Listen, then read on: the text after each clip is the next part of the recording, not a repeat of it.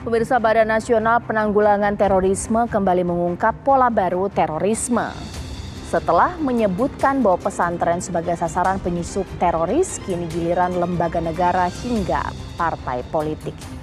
Direktur Deradikalisasi BNPT Irfan Idris mengatakan keberadaan terduga teroris di sejumlah ormas Islam, partai hingga lembaga negara merupakan bentuk pola atau perubahan pola strategi organisasi teror. Ia mengklaim pola baru teroris menggunakan sistem demokrasi untuk masuk menguasai lembaga negara hingga parpol secara formal. Perubahan ini sejalan dengan seruan pimpinan ISIS Abu Bakar al-Baghdadi agar para simpatisan pendukung ISIS berjuang dan melakukan aksi di negara masing-masing melalui sistem politik negara masing-masing. Nah, jadi pertanyaannya, apakah tuduhan BNPT ini berdasar dan atau bisa dibuktikan? Itu yang akan kita bahas malam hari ini.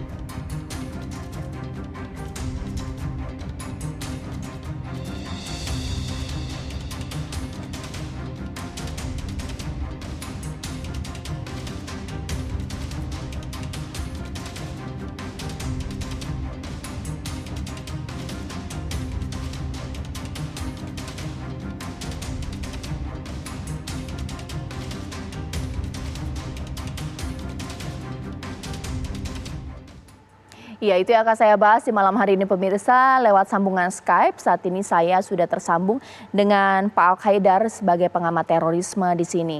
Dari Jakarta di sini Pak Al-Khaidar di Leiden, Belanda, begitu Pak ya? Ya.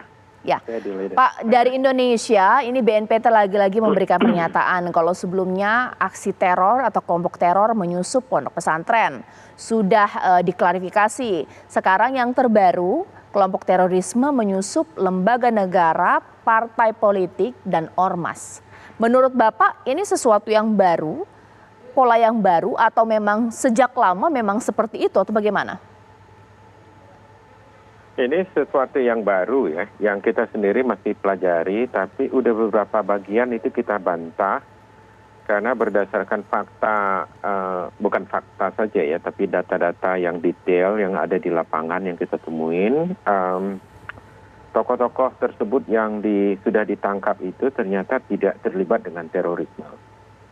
Jadi seperti Farid Ogbah, itu Ustadz Farid Ogbah juga tidak terlibat dengan terorisme dan tapi tidak dilepaskan karena mungkin pemerintah sedang sangat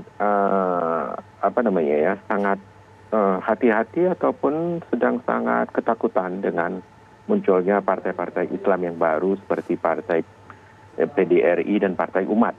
Makanya dua partai ini yang kemudian menjadi sasaran beberapa kadernya untuk ditangkap dan dituduh sebagai teroris, dan itu akan berdampak pada menjadi labeling ataupun stigmatisasi terhadap dua partai ini sebagai partai teroris.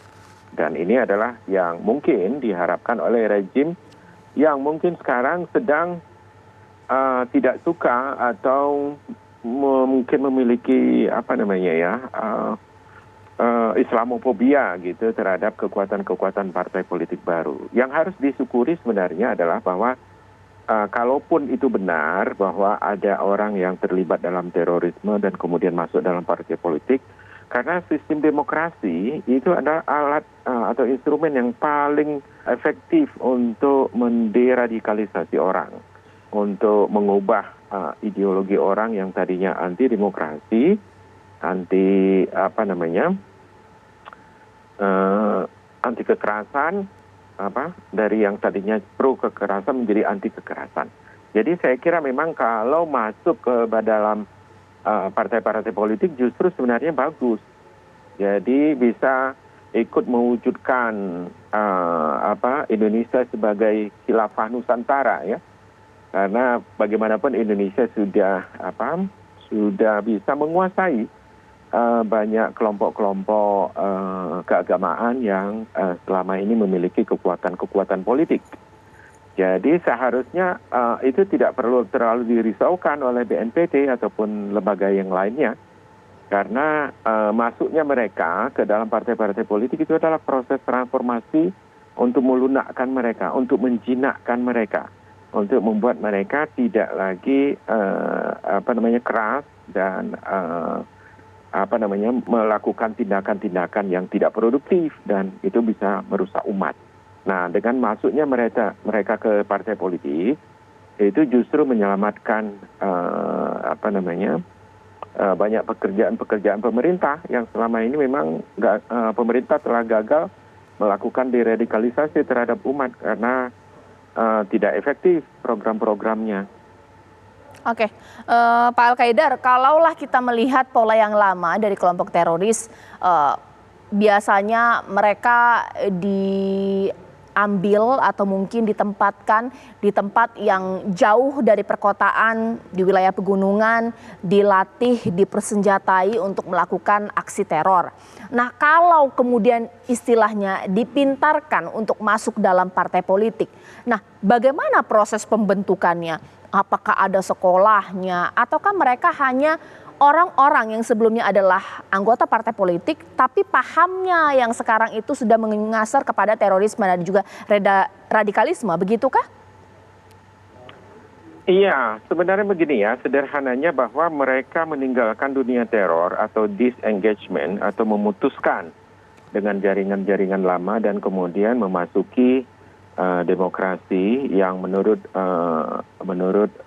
Ustadz Hambali itu demokrasi itu seperti orang yang melakukan zina dengan ibu kandungnya sendiri dan melakukan proses riba. Jadi ini adalah riba politik. Jadi kalau ada aktivis-aktivis Islam yang kemudian masuk ke dalam dunia partai politik itu bagus.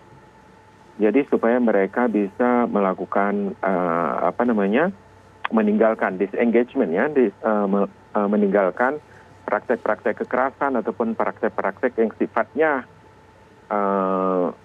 teroristik atau fundamentalistik atau bahkan yang radikalisme yang negatif ya. Jadi menurut saya itu bagus justru. Tapi kebanyakan dari beberapa hasil studi yang saya lakukan, pemerintah sebenarnya hanya menangkap sebentar, seperti Ustadz Farid Ogbah itu ditangkap sebentar untuk diberikan sedikit terapi shock ya, terapi kejut untuk agar ada stigmatisasi terhadap partai tersebut sebagai partai teroris sehingga publik tidak akan berani memilih partai tersebut. Jadi kira-kira demikianlah. Baik, hal ini yang akan saya tanyakan kepada Pak Irfan Idris, Direktur Deradikalisasi BNPT. Sebelum saya ke pertanyaan dari Pak Al-Qaidar, mungkin diberikan dulu pernyataan secara jelas. Apa Pak maksudnya bahwa ada perubahan pola baru dan strategi baru bahwa sekarang kelompok teroris ini menyasar, menyusup ke partai politik dan juga ormas? Ya, baik Mbak Caca, Mas Al-Qaidar. Ini strategi yang dimainkan oleh kelompok radikal teroris yang berbasis pada ideologi kekerasan dengan ciri intoleransi dan menggunakan segala macam cara. Pada saat kasus bom Bali itu model rekrutmennya masih offline dari pintu ke pintu. Setelah ada online, ya tentunya lewat segala macam media sosial, bahkan membayar diri sendiri, yang pada intinya bagaimana mereka memperbanyak simpatisan pendukung yang akan menjadi militan dan akan menjadi kelompok inti. Nah, melihat perkembangan teknologi yang semakin canggih tentu juga mengikuti perkembangan itu. Dan dia lihat ya, kita BNPT tidak mengumumkan dan BNPT tidak menuding, akan tetapi fakta berbicara yang sedang diproses di aparat penegak hukum bahwasanya ada oknum yang berada di salah satu partai politik, bahkan di lembaga pemerintahan, kementerian dan lembaga sudah terpapar paham radikal terorisme yang berideologi kekerasan, yang tentunya bercita-cita merubah negara bangsa menjadi negara agama dan tidak merestui, tidak menyetujui, bahkan Pancasila dituding sebagai togut atau syirik yang tadinya mengharamkan demokrasi, akan tetapi kalau dia baper dengan mengharamkan segala-galanya, tentu mereka tidak bisa mendapatkan pengikut, simpatisan, dan pendukung.